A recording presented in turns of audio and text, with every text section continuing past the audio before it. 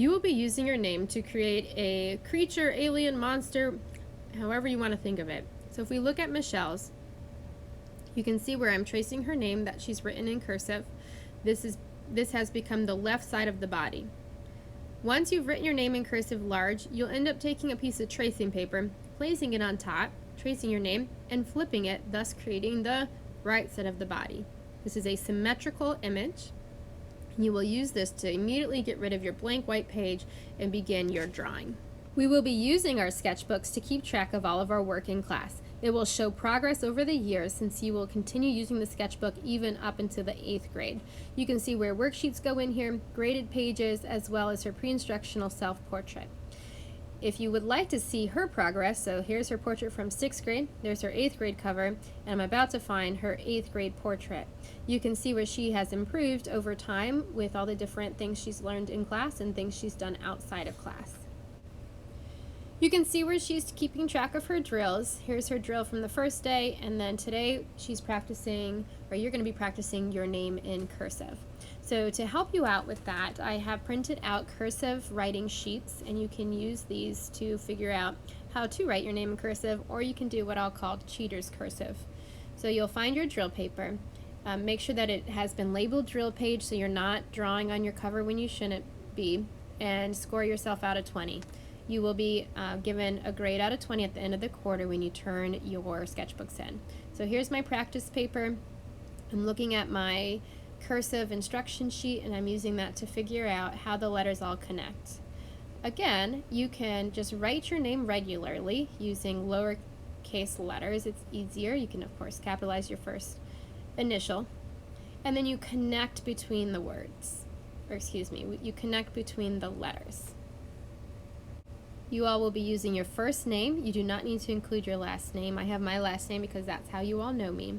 If doing a capital letter is too difficult, you can stick with all lowercase. And again, if cursive is not working out for you, just write your letters and then use a line to connect each letter. Once your name has been practiced, you will turn your sketchbook back to the cover paper. The cover should have your name, hour, and copy number at the bottom, written small. Put your finger on your bottom ring. That's where you'll be writing your name. You can draw a box and even do the dashed lines like when you were learning how to write, if that helps. So I'm drawing my name large. You can see it goes below and above that ring. The bigger it is, the easier it's going to be for me to include details, and then the less background I'll have to make. It's about the size of my hand, perhaps even a little bit bigger. If you can easily squish your drawing with your hand, you've probably drawn it too small. Once you're happy with it, you will put a piece of tracing paper on top, spreading your fingers out so the paper doesn't move, pressing hard with your pencil, trace your name. You can see how I've moved my hand to around where I'm drawing so it doesn't move on me.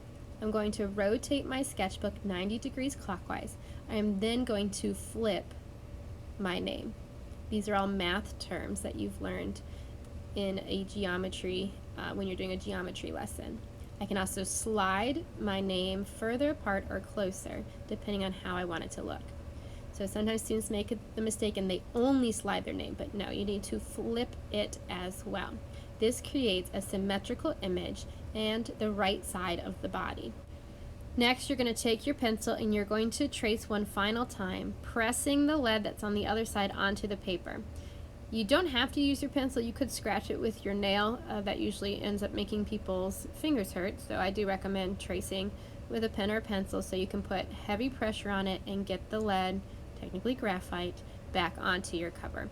So I'm going over everything as best as I can, moving my hand down as I go so that I can not move the tracing paper. You want that tracing paper to stay still.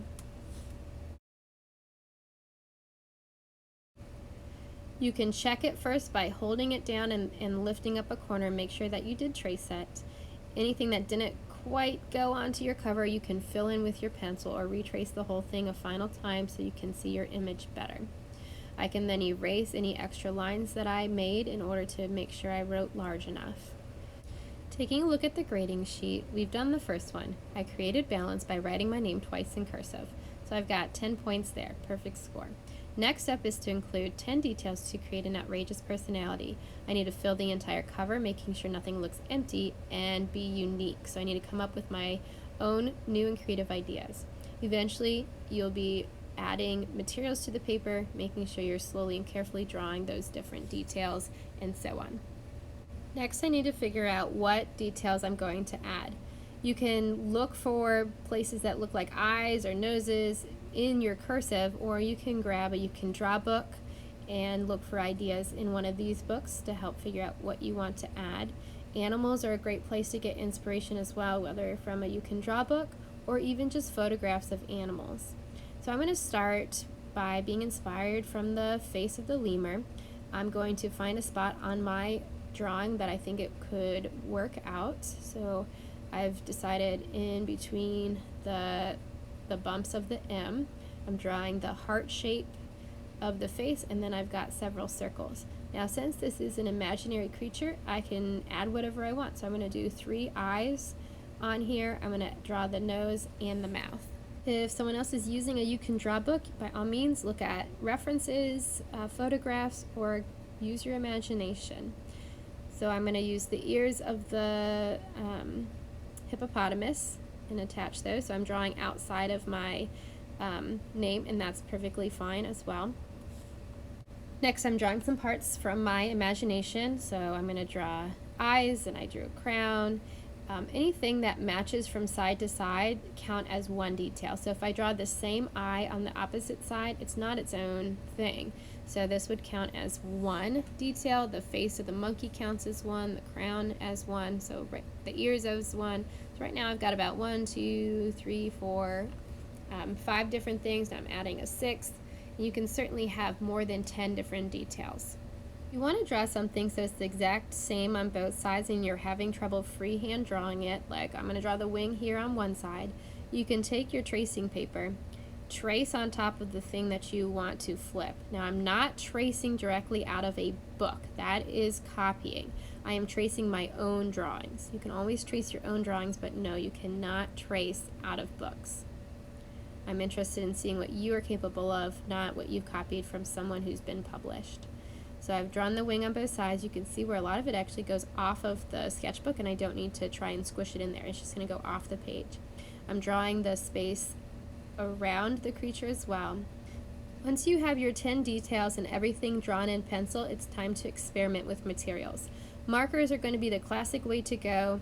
There is a video you can watch on marker techniques, or you will do this as a full class. There's also some books on different things that you can do with markers. I'm going to start by taking a darker colored marker and tracing my name, both the normal name and then the reflected name.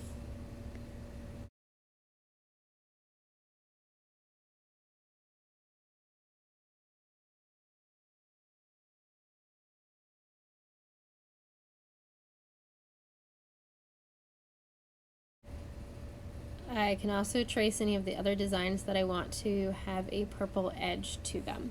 Next, I'm going to pick a place to start. I'll start with the lips. I've chosen 3 markers that are similar in color because I'm going to try and do the shading and blending technique. I've got a red and a peach. I'm filling it in with the lighter color after I've outlined with a little bit of the red, and now I'm going to use an even darker color, the raspberry, to add some more shadow. I've then gone back on top of it using the red marker to blend some of those colors together. You need to remember that when you're layering markers, dark colors go on top of light colors. I'm going to start by filling in the wing with the side of the peach. I've turned it on its side so that way you can't see the streaks of color. I am then taking a green marker and creating a pattern of feathers on top. I am varying, so changing how long, how skinny they are, but keeping them close together. Some of them are cut off by the edge of the wing and filling the space. Next, I've taken a lighter green marker, and on the left side of each of those feathers, I'm adding a little bit of a shadow. In addition to adding color and texture on the creature, I'm going to do the same thing for the background. I am creating a grass-like texture by drawing with my marker up and down, but slightly side to side as well to fill in that grass that she is standing on. To add to the texture, I'm going to grab the darker green and add shadow and more of that grass. If you want to leave something white, you can, but it needs to be purposeful, not that you just didn't feel like coloring it. I'm going to leave my clouds white, and in order to do this, I need to color around the clouds. So I'm coloring in my sky color using a blue marker. I'm noticing though, as I use that marker, it feels like it's starting to run out. I'm really having to press fairly hard for the ink to come out of the point of it. So I'm going to get a different blue marker. Now if you can't find the same color you've been using and the one you have is running out, please come see me and I will do my best to get you a new marker. Large areas, particularly in the background, might be a good opportunity for you to use watercolor paint or a different material. If you want to use something other than marker, you will need to watch the demonstration video and practice first before I will let you use the item on your wow piece. You need to make sure you're smoothly adding the materials, you're using different textures and techniques, which is why you'd have to watch a video, and you're taking your time. Even though we may have all started with the same thing, our names in cursive, you're going to end up with your own creation.